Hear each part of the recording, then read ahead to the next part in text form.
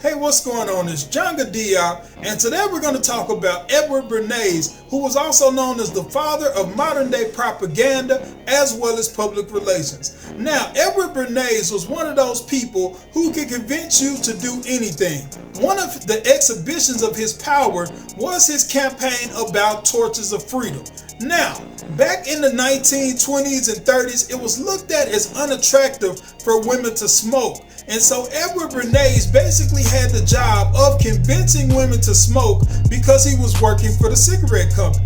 So Edward Bernays, he designs this scheme, and instead of calling them cigarettes, he uses a euphemism called torches of freedom. And not only does he use torches of freedom, but he starts to say to women that if you start to smoke, you'll be liberated. You'll be sexually liberated. You'll be just like men. You'll be considered an equal. And so with that being said, a lot of women decided to take up smoking because of that campaign. But Edward Bernays, being that he was an obsessive man, because he was a Sun and Scorpio man, which we're going to get to, couldn't stop there. Edward Bernays said, I'm going to influence the world even further, and I'm going to have them walking in 1929 Easter parade, walking out in public smoking.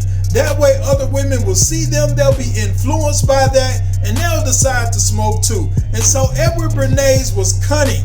And so we have to get into what could produce a human like this. What could produce someone who was so persuasive that he could basically get people to do things they thought they would never do because it was too masculine, it was unattractive, and all of a sudden, before she knows it, she got a cigarette in her hand. So Edward Bernays was, first off, a good old Sun in Scorpio. Scorpio is a very persuasive sign because not only are they strong-willed, but they understand how to manipulate, and especially on an emotional level. And that's so key when it comes to Edward Bernays and him dealing with women, is because he understood that people are often moved by emotion before anything else. So Edward Bernays understood that emotion. And just like a Scorpio, he took advantage of that. He decided to go ahead and use that to his will, but the persuasion gets even deeper. Edward Bernays has Neptune and Pluto in the third house of communication. Neptune deals with illusion. It deals with being able to show someone something that may not even necessarily be there, but to persuade it, to make it seem a kind of way, to deal with the look, the feel, the spirituality of it. So we have that in the third house of communication, which means that he had the ability to communicate and be persuasive. Ladies, men like this, they often can get what they want because they understand how you work. Derek Jackson might have this placement for all we know. But with that being said, Edward Bernays could be persuasive. He could talk you into a lot of things.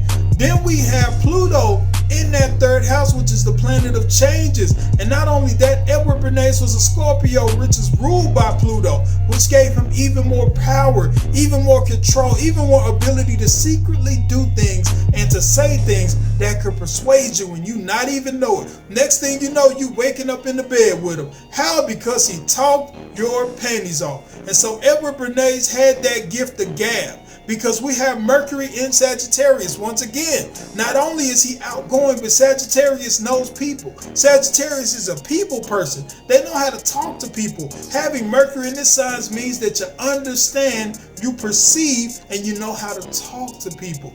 Edward Bernays had that type of power. He had that gift of gab. Some other guy could go, you know, girl, I like you, and everybody would ignore it. Edward Bernays would say, baby, you know you're kind of fine today. And it would be something that you would think about for the next 10 years. So Edward Bernays had that gift to say that thing that just affected you, that persuaded you. Next, we have Lilith in Libra, which is the sign of diplomacy and conversation, and it deals with people. It's an air sign. So not only could Edward Bernays talk your panties off, he could also get here. He also knew the thing that would get into your mind, and that's another thing that led him to having so much influence, and especially with women. Now, Jupiter in the 12th house. Jupiter in that 12th house. Your 12th house can mean your hidden enemies, but your 12th house also talks about those hidden things that you don't show the world. And Edward Bernays had that gift of not only keeping that secret wealth, that secret money, because he wasn't broke by the time he got done, but he also had that gift of understanding that philosophy of people, because Jupiter deals with your philosophy, what you think to grow, what you think to expand. He knew those things that people secretly wanted. And that 12th house and that Jupiter in Pisces only gave him more of an understanding and a perception of what people truly wanted. So these were the tools that Edward Bernays was using to convince and persuade people. And it worked for him. It got him paid a lot of money because companies were deciding that if I want something done and people don't necessarily want to pay for it, Edward Bernays could get them to do it. He understood the psychology. He understood the motives of people. And so Edward Bernays is linked to a lot of psychologists, because even his nephew down the line, Sigmund Freud, even he understood after, time had passed, the motives of people. And so Edward Bernays had that particular gift. And all of that is in the chart. So it's beautiful to see that astrology lines up with what's in the real life, and it shows why people are what they are. Thanks for listening. Peace.